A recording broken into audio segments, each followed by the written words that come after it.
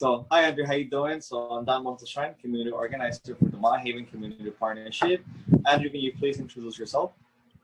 Sure. Hi, my name is Andrew. I'm a research assistant and a project coordinator at the Center for Latino Adolescent and Family Health at New York University. It is under the direction of Dr. Guillermo Ramos, and we focus mainly on community-based and parent-focused methods of improving the well-being of Latino youth and other underrepresented youth, particularly in the South Bronx. Thank you, Andrew. So we're gonna go ahead and get started. So what does being Hispanic mean to you? To me, being Hispanic, and just before I really get to the questions, I just want to say that, in terms of Hispanic and Latino, I particularly use the term Latino, especially with the work that my center does. So I just want to make sure that if I'm saying Latino, it can be synonymous with Hispanic, and that's kind of what I'm going to be using as a term, just as a preamble. But to me, being Latino means really being a part of something greater than yourself. Although we do have a lot of, diverse cultures and traditions, we often do have to face similar challenges and hardships, particular as Latinos living in the US.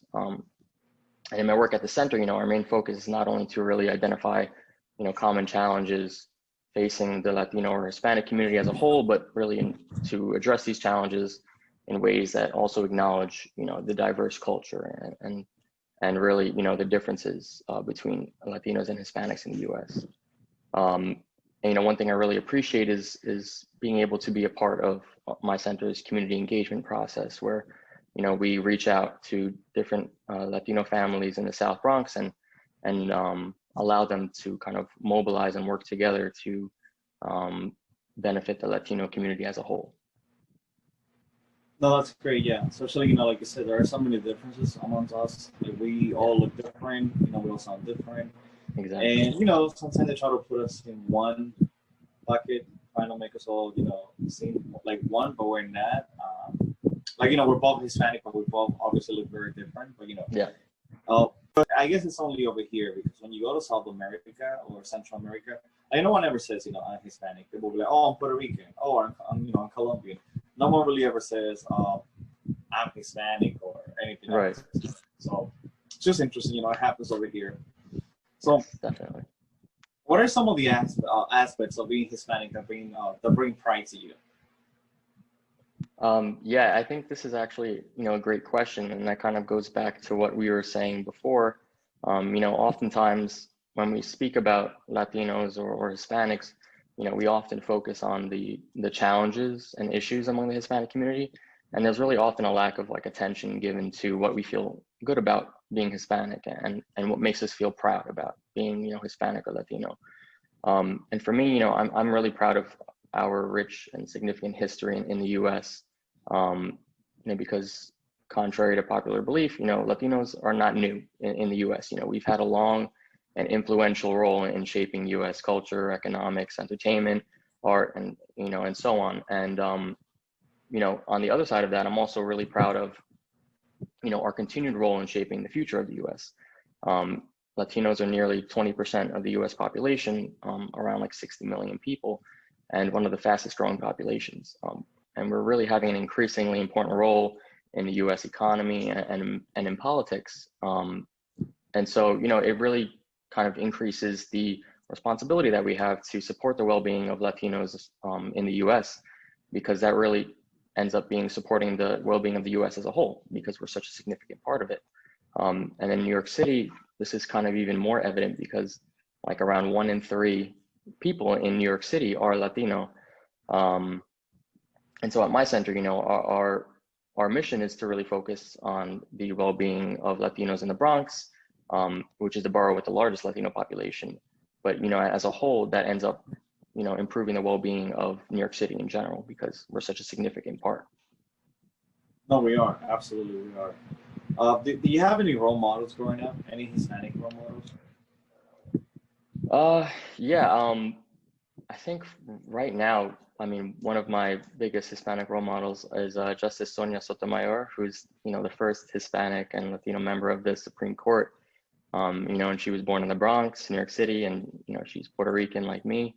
And she's really dedicated a lot of her work toward addressing, disparities Latinos face in the U.S., which is, something that I really want to focus on as well.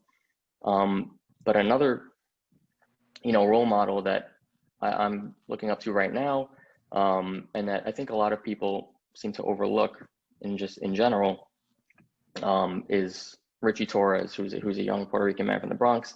And, and at 25 years old, he became the youngest member of the New York City Council. And he's, right now he's focused on overseeing the improvement of New York City's affordable housing. And that's just one example of, one of the young leaders that we have in New York City, who's Latino, and he's really taken steps to, improve the Latino community in the US and in New York City. And they're often overlooked, him and many other young Latino leaders. And I think we should be focusing a little more on, this young, hungry leadership that we have as Latinos. So I think it's good to have, these very famous Hispanic role models to have, but it's also important to really look and see what people are doing locally and see what they're doing really on the ground, and use that as an influence to support what you want to do as well. Absolutely, so when we talk about colorism, since you mentioned, Sonia Sotomayor before, and now Richie Torres, one thing about our, our culture, our community, that, as you know, is colorism, so when we look at political figures, so we look at people in entertainment, it's usually, a matter of how they look, do they look, Hispanic, do they look, Caribbean, like, sometimes it's a question. So when you put the two figures together, do you think one of the reasons why Richie Torres is not more, I'm trying to think of the right words to use, but what do you think it is that he doesn't get the same recognition in our community that Sonia Sotomayor gets? I think, colorism may have a part to do with it, and I do think that there is an issue with colorism in the Hispanic community. Just because it acts as a way to really further, divide the Hispanic community. And when we start really looking for specific ways which we can make distinctions between ourselves that maybe aren't the healthiest, because it's good, it's good to acknowledge our cultural differences and things like that. But when we really start to make discriminatory distinctions, based on inherent qualities like the color of our skin, we really start to separate ourselves, and it really prevents us from mobilizing, to improve the well-being of the Latino community as a whole.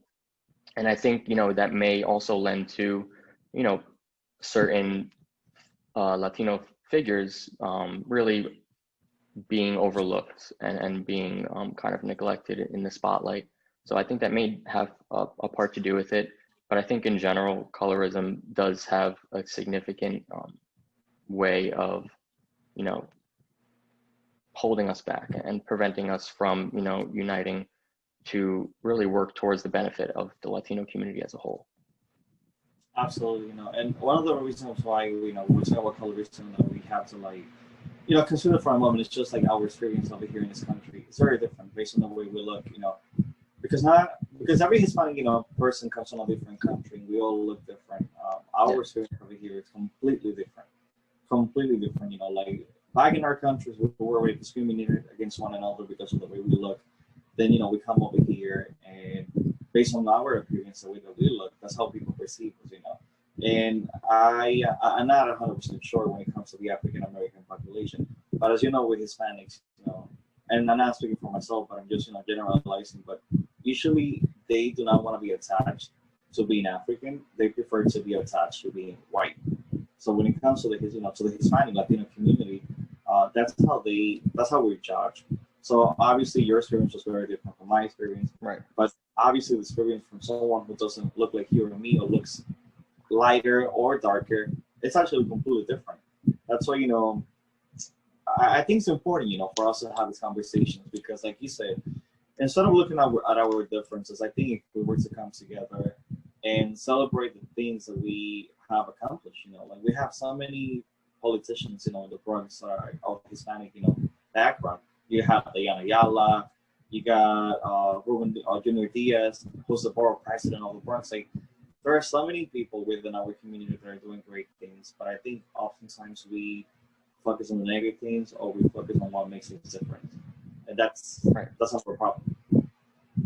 Yes, I fully agree. I think, you know, as much as it is important to acknowledge that there are differences and that may lead to different experiences that, you know, Hispanics have or Latinos have, and, you know, it's true, we do have very different experiences. My experiences are probably very different from yours, and, you know, from the other hundreds and millions of people in the US that are Latino.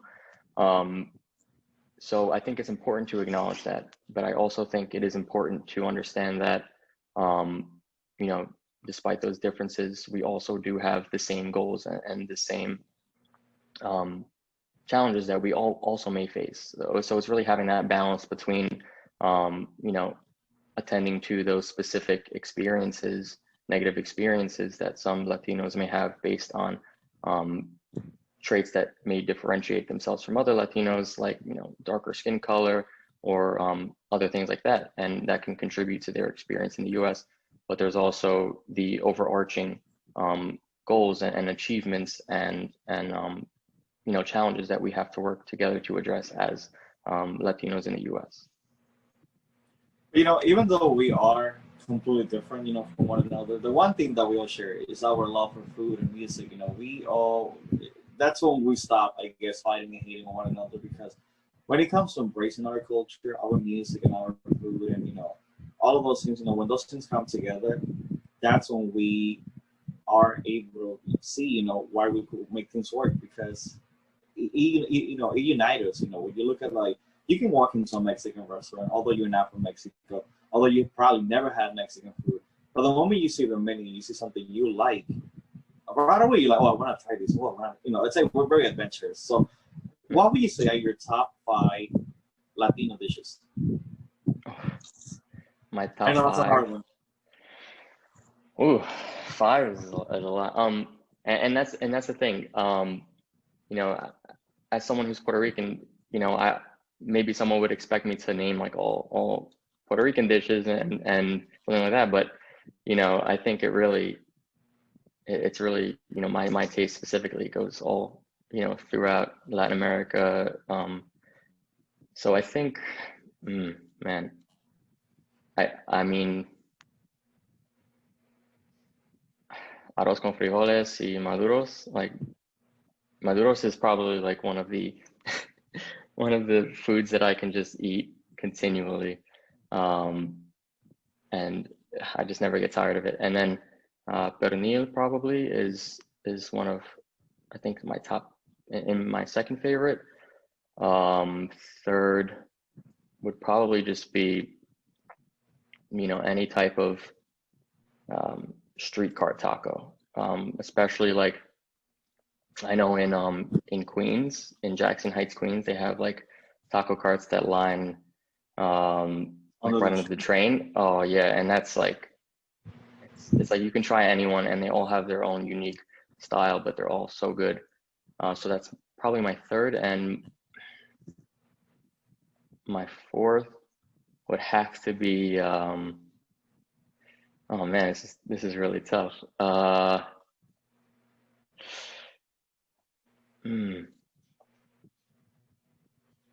I think elote would probably be my fourth.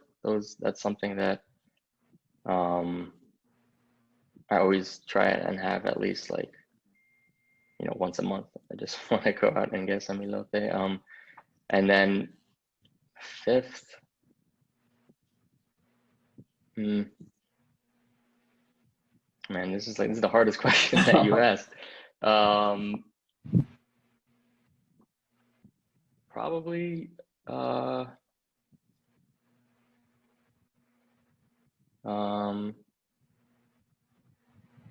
pasteles, probably. I think so, yeah. Yeah. But, you know, Definitely. Andrew, I gotta give you credit, because everyone else that I interviewed, they basically say, you know what, I like everything. I'm not gonna do this. I'm not gonna just say, you know, one thing that I like everything. But pretty much everyone, they say pasteles, pernil, arroz. Like, everyone pretty much have the same answers, you know, because I think it's like, these are all like very popular Spanish, you know, Hispanic dishes that we all eat, usually around Christmas or Thanksgiving, or any other time, to be honest with you. Like, and maduros, you know, I don't like tostones, to be honest with you. I like tostones, but do like Maduros. Thank you. I agree with you. I could eat it anytime in Jackson Heights, so I live in Queens, so I'm very familiar with the area you were describing. I know around 74 to like 82nd, it's all Colombian, Mexican restaurants. And yeah, it's like if you really do want to have great tacos, Cuatzingo, that's like my favorite spot to go in 74. Cuatzingo, I've been going there since I was a kid. And yeah, they make great tacos. They do. Yeah. I'm definitely going to check that out. Where, Sorry, can you repeat that? No, I said I'm not advertising, this particular restaurant. I'm just saying they actually have great tacos. So, yeah, right. Yeah. Andrew, would you say you speak Spanish or would you say you speak Spanglish? And I think that this is also like a really interesting question. And before I answer, I know I'm taking a while with my answers, but I just want to acknowledge that language is an important part of Hispanic and Latino culture, but it is just one part. And especially in the U.S., when we think about Latino communities, a portion may only speak Spanish, a portion may only speak English, and a portion may be bilingual, or they may only speak Spanglish. However, they really all are still Latino, and getting into that, that really speaks to that diversity of Latino, the Latino community, and how you really have to be prepared to maybe speak to someone who's Latino who only speaks Spanish, or there may be someone that you're friends with who may only speak English, and they may consider themselves just as Latino as you are. And working with my center, all of our activities are delivered both in English and in Spanish to reach the entire Latino community in the Bronx, no matter their language preference. And although it is important that we do acknowledge their differences, their different experiences that Latinos have based on their primary language, you also need to make sure that we aren't separating ourselves based on this. And to get to your answer, I don't speak Spanish, but I do still consider myself Latino. And especially I notice, in the Puerto Rican community, especially those who have been very acculturated to the U.S. culture, a lot of the youth, aren't speaking Spanish, or their parents aren't speaking Spanish to their children, so they may not grow up speaking Spanish. And a lot of times they may feel separate from the Latino community because they don't speak Spanish. And it's just important to acknowledge that that's just one aspect of Latino culture that we have to acknowledge, but there's many other aspects. You made a great point because the thing is, a language does unite us, but at the end of the day, I agree with you. Like just because you don't speak Spanish, that doesn't mean that you are not Hispanic. Like my nieces and nephews, they do not speak Spanish because they're half Dutch, half Hispanic, and they don't speak Spanish. But they do not tell them. Don't you ever tell them that they're not Hispanic because it was dancing and they're like, oh, I am Hispanic. So yeah, I agree with you. Language shouldn't be the only factor that we consider. Because when you go to the Bronx, it is a reality. A lot of children, grew up in the Bronx, especially, Puerto Rican or sometimes, Dominican or Mexican, they do not speak Spanish. And the reason why is because they're a second generation or third generation. And it was just, sometimes, our parents, they have 2 jobs, 3 jobs, and they're just not around. So, yeah, I mean, I agree with you. That shouldn't be the only factor that determines, if you are Hispanic or not. At the end of the day, you are going to be who you are. You can't change your background or where you came from. So, yeah, I think, we have to start talking to people about it so they understand. Because I can see how some kids could feel isolated, by not feeling like, that they are part of the culture, although they are. So, okay, so, Andrew, this is a tough question, but what do you want your Hispanic or Latino legacy to be? Honestly, I do want my legacy, my Hispanic legacy, to be that I really contributed to the betterment of the overall Latino community. I think that's kind of my main goal for my Hispanic legacy, is to really, look back and know that, I did take steps to really, helping the overall Latino community, and whether it's going to be just in New York, or as I move forward, it may spread out to the overall U.S. But that's my main goal for my legacy. So what do you think is important for Hispanics to be involved in local politics? Oh yeah, I think that is extremely important. Latinos are largely underrepresented in local leadership roles, and like we said, there are increasingly an amount of Latinos in local politics in New York City, particularly. But even then, they still may not get the recognition that they deserve, and they may be overlooked. And especially in New York City, as we do make up a large part of our population, it is our responsibility to be involved. We need leadership to ensure our needs and concerns are being seen. Really help combat the invisibility of Latinos in the U.S.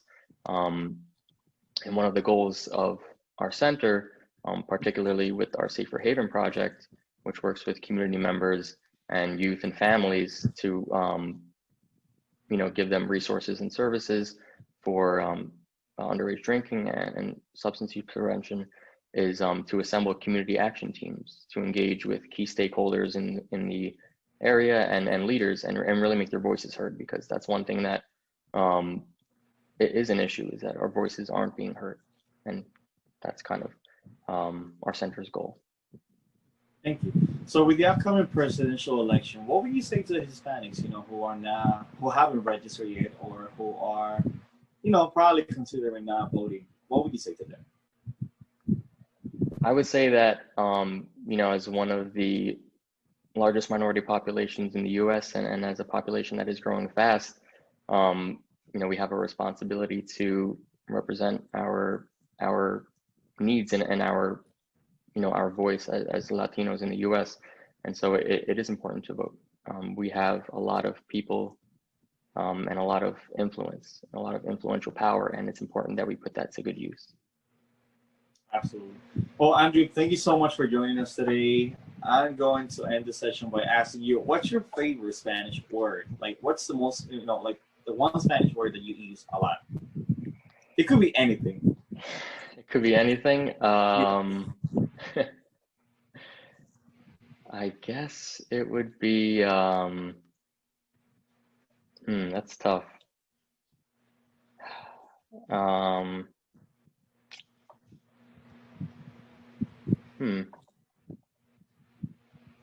I guess one thing that I do find myself talking about a lot, especially in our work with families, is probably respeto, and the respect that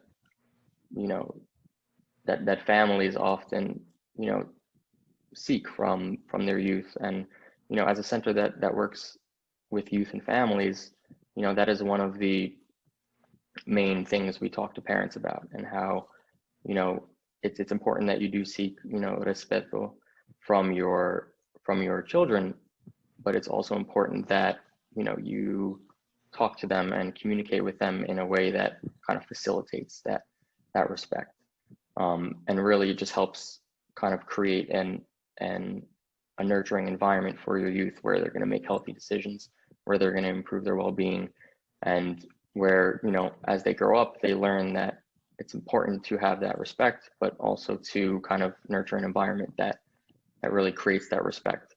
And that can spread out to the larger Latino community, and if we can make that happen, and make that thrive, I think we can just improve our overall well-being and our overall health as Latinos in New York City.